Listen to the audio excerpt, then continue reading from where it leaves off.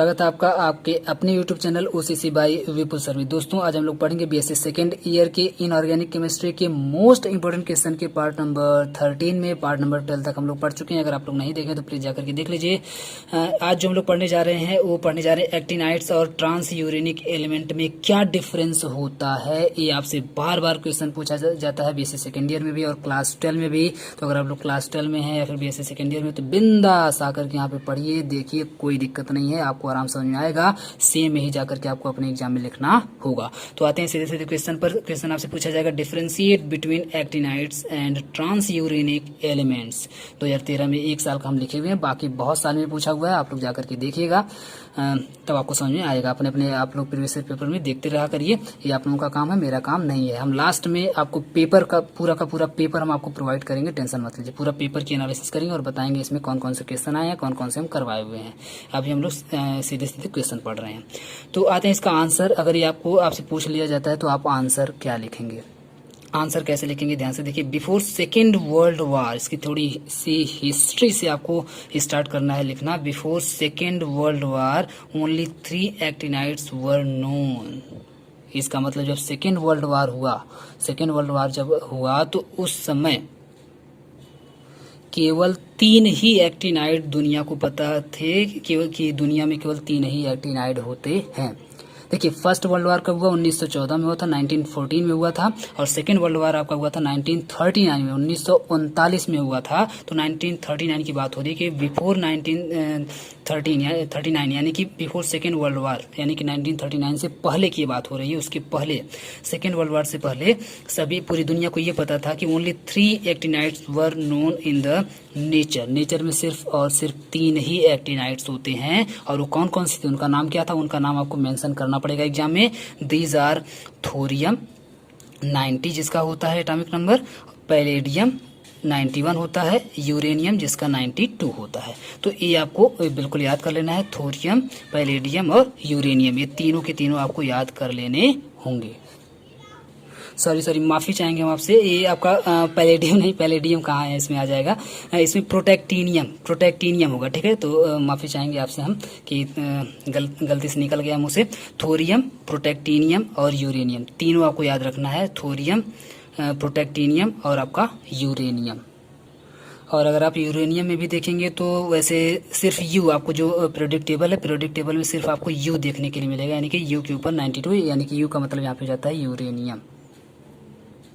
तो सिर्फ यही तीनों ही पता थे कब?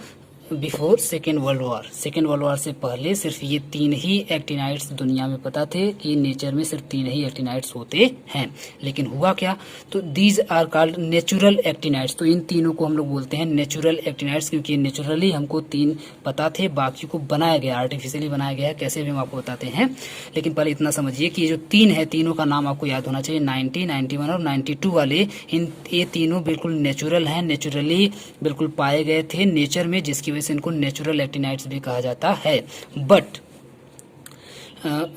आफ्टर 1945 के बाद रिमेनिंग 11 एक्टिनाइड्स, जो आपको 11 और देखने के लिए मिलते हैं, remaining 11 actinides were prepared by bombardment. देखिए बम्बार्डमेंट लिखा हुआ है, ध्यान से देखिएगा। Bombardment of nucleus of naturally occurring actinides, these 11 artificial actinides after the uranium is called transuranic element. ध्यान से आप समझने की कोशिश करिएगा यहाँ पे इस पूरे कॉन्सेप्ट को। बहुत ही आसान सा कॉन्सेप्ट है, बस ध्यान से मेरी बात को आप लोग समझते जाइए। लेकिन 1945 के बाद, सेकेंड वर्ल्ड वार के समझिए बाद, 1945 के बाद रिमेनिंग जो 11, टोटल आप लोग जानते हैं 14 एक्टिनाइड हैं। तो 14 में से 3 तो पहले से पता थे, बाकी के जो 11 हैं वो बनाए गए हैं। कैसे बनाए गए हैं? तो यूरेनियम को लिया गया है, देख पा रहे हैं आप लोग। यूरेनियम के बाद ही वो सब आते हैं। यूरेनियम के पहले के जो 3 है वो आपके नेचुरल हैं। यूरेनियम के बाद के जो 11 हैं, उन 11 को कैसे बनाया गया? By the bombardment of nucleus of the naturally occurring actinides. जो तीनों ये जो तीनों आपको मिले हुए हैं एक्टिनाइड्स, इन तीनों को क्या किया जाता है? इन तीनों के न्यूक्लियस को, ये अभी खूब बड़े बड़े थे, ये जो तीनों थे, ये तीनों खूब बड़े बड़े एलिमेंट थे। तो इन बड़े बड़े एलिमेंट के जो न्यूक्लियस थे बड़े बड़े, उनको तोड़ा गया। इन तीनों के न्यूक्लियस को तोड़ा गया और तोड़ करके छोटे और ढेर सारे एलिमेंट बनाए गए। और ढेर सारे वो कितने थे? 11 एलिमेंट्स नए बनाए गए। आप लोग समझ पा रहे होंगे कि इन तीनों के न्यूक्लियस पे बम्बार्डमेंट किया गया। बम्बार्डमेंट का मतलब होता है कि उसको तोड़ना, हाँ, इसको तोड़ना। तो तोड़ करके 11 और नए एक्टिनाइड्स बनाए गए, जिनको बोला जाता है न्यू एक्टिनाइड्स बोला जाता है, या फिर आर्टिफिशियल एक्टिनाइड्स बोला जाता है। बाकी जो 11 बनाए गए इन तीनों के न्यूक्लियस को तोड़ तोड़ करके उसको बोला जाता है आर्टिफिशियल एक्टिनाइड्स। इन तीनों को बोला जाता है नेचुरल एक्टिनाइड्स। और तीन को इन और बाकी जो 11 आए उनको जगह कहाँ दी गई, तो इस यूरेनियम के बाद, यू के बाद दी गई। आप लोग जाकर के पीरियोडिक टेबल में देखेंगे तो यूरेनियम के बाद दी गई, और यूरेनियम के बाद उन 11 को रखा गया, जिसकी वजह से ही, क्योंकि यहाँ पे देख पा रहे हैं आप लोग ट्रांस यूरेनिक है, तो ट्रांस का मतलब होता है उसके बाद, यानी कि यूरेनिक है, इसका मतलब यूरेनियम के बाद उनको रखा गया, जिसकी वजह से उनको ट्रांस यूरेनिक एलिमेंट बोला जाता है, क्योंकि उनको यूरेनियम के बाद पीरियोडिक टेबल में जगह दी गई है। तो आप लोग मेरी बात को समझ पाएंगे। एक बार मैं फिर से आपको ब्रीफ कर देता हूँ कि सेकेंड वर्ल्ड वार तक तो हमको यही नहीं पता था कि कितने एक्टिनाइड्स हैं, सिर्फ इतना ही पता था कि सिर्फ 3 ही होते हैं एक्टिनाइड्स, टोटल सिर्फ 3 ही एक्टिनाइड्स होते हैं, जिनको लोग नेचुरल एक्टिनाइड्स भी बोलते हैं। 90, 91 और 92 वाले थोरियम, प्रोटैक्टिनियम और यूरेनियम सिर्फ 3 ही थे। बाकी इसके बाद 1945 के बाद इसको क्या किया गया और तोड़ा गया। इनके न्यूक्लियस बहुत काफी बड़े बड़े थे, उनके न्यूक्लियस को तोड़ा गया, तोड़ करके छोटे छोटे और 11 नए एक्टिनाइड्स बनाए गए, और उन 11 को यूरेनियम के बाद रखा गया, जिन्हें ट्रांस यूरेनिक एलिमेंट कहा गया। तो यही होता है आपका ट्रांस यूरेनिक एलिमेंट। मैं 1 मिनट रुकिए, मैं आपको दिखा देता हूँ पीरियोडिक टेबल में भी। ये देखिए आप लोग पीरियोडिक टेबल, ये है आपका थोरियम, ये है आपका प्रोटैक्टिनियम, ये है आपका यूरेनियम। 90, 91, 92 थोड़ा सा फट गया है, इसके लिए माफी चाहेंगे। देखिएगा थोरियम, प्रोटैक्टिनियम और यूरेनियम, ये 3 आपकी जो है वो नेचुरल हैं।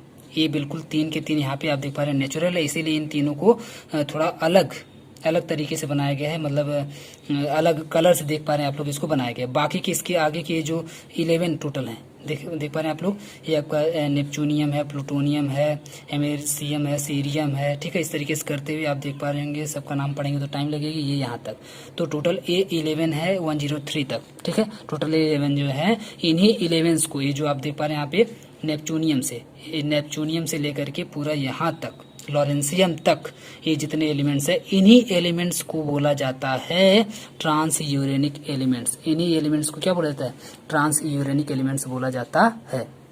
तो उम्मीद करते हैं आप लोगों को वीडियो पसंद आया होगा, अच्छे तरीके से समझ में आया होगा कि ट्रांस यूरेनिक एलिमेंट्स क्या होते हैं।